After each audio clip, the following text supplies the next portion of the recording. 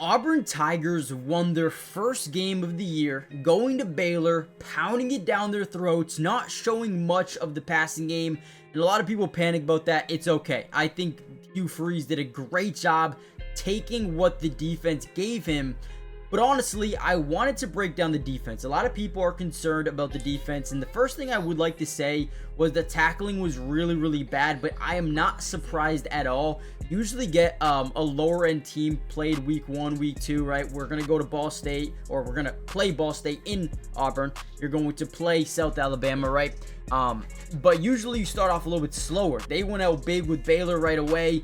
And tackling was an issue. Now, the reason tackling was an issue in this game is because you got to think about it. Hugh Freeze, with guys like Cam Coleman, Eric Singleton, Damari Olson, Malcolm Simmons, we don't want to injure those guys. So through all of camp, they don't tackle to the ground. They don't.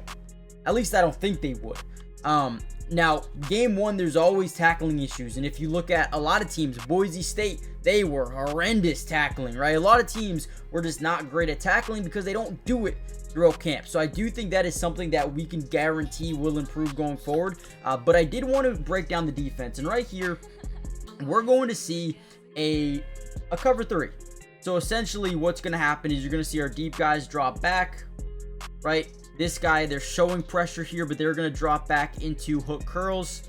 We're going to have like these cloud flats that play a little bit deeper because it's 3rd and 16. And, you know, the Auburn Tigers, even last year, could not get off the field on 3rd down, it felt like. And right here, we just do a really bad job at maintaining leverage. They're getting a shallow cross over the middle, and they're getting a slant over the middle. Trigg was a guy that absolutely demoralized us throughout the entirety of this game. And right here, we're playing the shallow cross, right? We're moving with it. But we don't move well with this slant. You're going to see this guy, instead of really moving with it, he just allows it to beat him.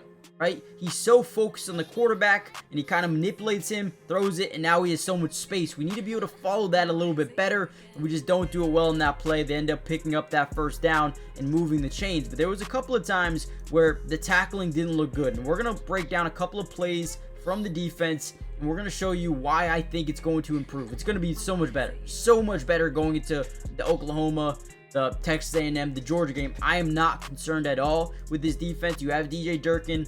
I think things are going to be fine.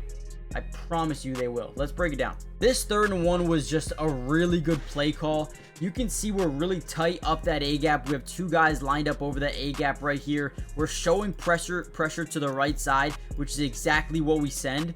And they're just going to be in the little, power to the right, but with the potential pitch to the running back out the backfield. When you have one guy containing this edge, it usually doesn't go well. If we had a guy sitting, like if this guy was sitting over here, I'd feel a lot better, but they really wanted to load up that strong side of the offensive line, which is to the right here. And they did that. And Baylor did a great job going to the weak side and finding space to the offside. Again, we sent a lot of pressure up that right or that left side. They used the right side. We get to the quarterback, they just get it off. It's just a good play call there. But again, not great tackling, man. That guy was running hard. I'll give him credit. Number 7 right here, running very hard. But these are the tackles that just, you can't not allow them to get extra yards, man. When you turn that into a plus 9-10 yard gain after first contact, you just don't love it, man. Now, this is another play where they kind of took a shot. Now, we're going to see our DB here get very flat-footed, okay? They're going to run a slot fade here. We get extremely flat-footed. We're also in a one high safety look. This guy's biting down, right? So this becomes what we like to call a yes-no read. Normally, when you have a one high safety look, this guy will cheat to the middle of the field, right? He'll kind of break back to the middle. And as this play is snapped, that's basically what you're going to see. Boom. He breaks to the middle, trying to get inside those hashes, which tells the quarterback, yep, we want to throw this ball all day. He turns, our DB is flat-footed out the gates, and he gets beat down the field. Fair and square, just gets beat down the field. Great job by the safety getting in there and preventing this touchdown, because this ultimately really saved a lot of momentum for Auburn, because watch what they do. 4th and goal, they try to hit like this little seam to the back of the end zone in one-on-one coverage. We're trying to get these guys away from Trigg. Offensively, Baylor is, right? Now, because we have so many guys to that right side, they probably wanted to take a shot to this outside corner, but we just have too many guys over there. they say, okay, let's get the ball to Trick. This guy looks like he could be a superstar, by the way. Champ Anthony, I believe, is in coverage. Jams early. No really separation, and Champ does a great job getting his hand into the catching lane, and that is on 4th down, turnover on downs. And again, if we weren't able to get that stop on the slot fade, this would have been a 10-0 ball game, all momentum over to Baylor, in Baylor at home, but instead it stays 3-0, and Auburn has life in this football game. This was the statement possession, at least in my opinion, defensively for the Auburn Tigers. Another big 4th down play here. Now we're only going to rush 3, which is incredible. They're going to have a little bit of eye candy out here to the left side with a little bit of a swing screen, but ultimately we play it extremely well here. Look at our second level linebackers covering this up beautifully, right? But watch Keldrick Falk explode off this edge. They do a really bad job in their scat protection where the guard doesn't get over quick enough and forces, or allows, I should say, quick leverage off the edge by Keldrick Falk, which then flushes him up in the pocket. He probably could have sat still here and made a throw if he needed to, but great coverage, and this is why you go get speed in the second level, man. These guys did a great job not allowing Sawyer Robertson to get this first down with his legs, force him in a rough spot. And again, I believe that's Champ Anthony. Great job in coverage. I believe they called that on the offense there. And that was another turnover on downs for the Baylor Bears. So again, defense really turned up after those first 2 drives. The defense really started to play well. All right, really quickly, guys, do me a big favor. I'm trying to break down the goods and the bads from the defense, but the main concern was the tackling. But do me a really big favor really quickly. Hit the like button if you haven't already done so yet. It helps out the channel so much. But also, and most importantly, make sure you guys are subscribed to the channel. It is free. It doesn't cost anything, and we will be covering the Auburn Tigers throughout every single football game they play in this season.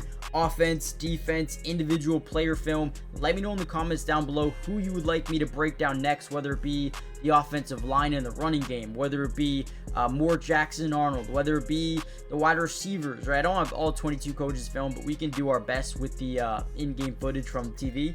But yeah, let me know what you guys want to see next, and let's continue to break down. This is another bad play here, shallow cross over the middle. Just a really job tackling in space, man, and that's all it really came down to, right? They get a little bit of space here, right? Find their guy.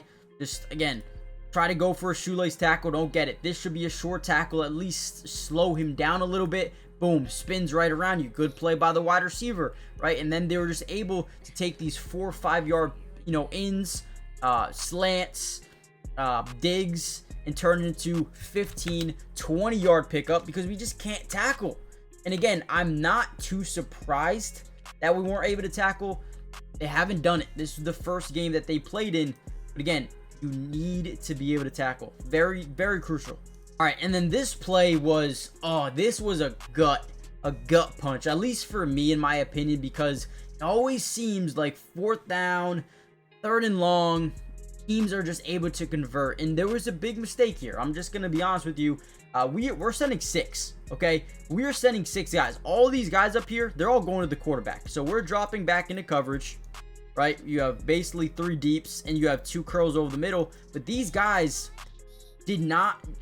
I don't want to see these guys. Right here. Now, Hugh Freeze in his press conference said, on this 4th down specifically, I believe, that we, in practice, use this play a ton. And the pressure got there a lot quicker in practice. It didn't. Baylor offensive line did a good job maintaining protection of the quarterback throughout, right? They did a good job. Oops, did not mean to do that. But they maintained protection. And you see how 8 right here, he's not getting the depth that he needs here. He's just too far bid up, right? You need to drop back. We can see, and I get it. I do get it. We don't want this guy breaking out late. But we're essentially giving them this seam route early. We also have another guy right here that you can see on your screen. He's not getting deep enough, right? Where they have 3 verticals down the field. We got to get back, and we just don't. We bite up for some reason and just get beat. These are the ones that just irk me a little bit. Why are we not getting deep? Now, look at Champ Anthony here. why are we biting up? Why does he stop? Again, watch him. He's gonna backpedal. Right, backpedal, and then boom. Why? What happened here? And again, I see it. I see this. But would you rather give up this 3-yard pass that, again, where tackling was not good in this game, so makes sense, or would you rather give up a seam in your zone? Those are the ones that just sucks. Now, Champ Anthony will miss a couple of weeks here. I believe he broke his thumb or a finger, so he will be missing some time.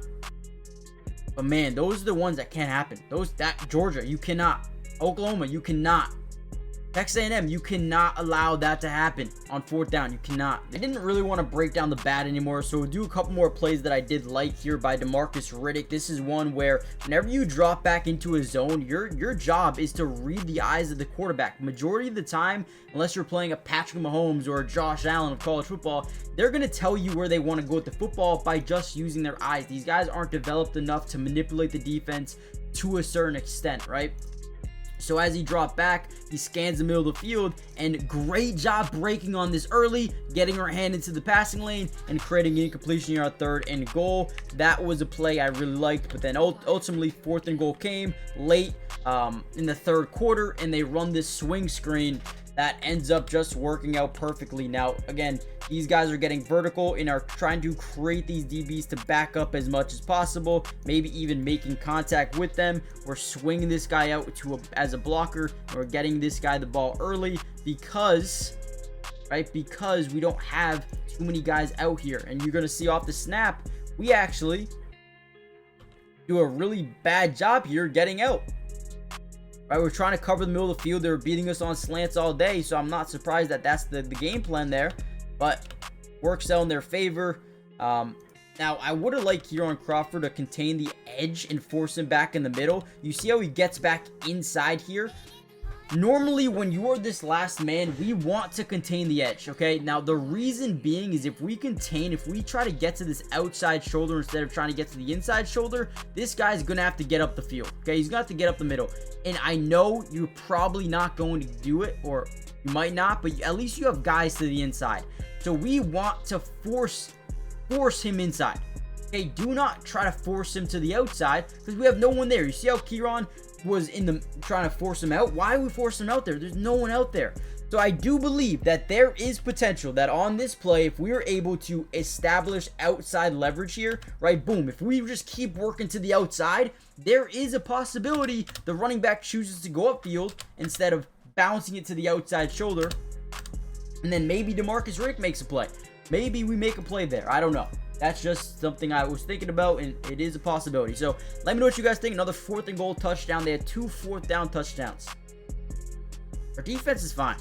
Defense is fine. Small mistakes, but we did enough to win. So hit the like button, subscribe, join the family, turn on post notifications. If you want another one of these videos, let me know of what, and I'll see you guys then. Peace.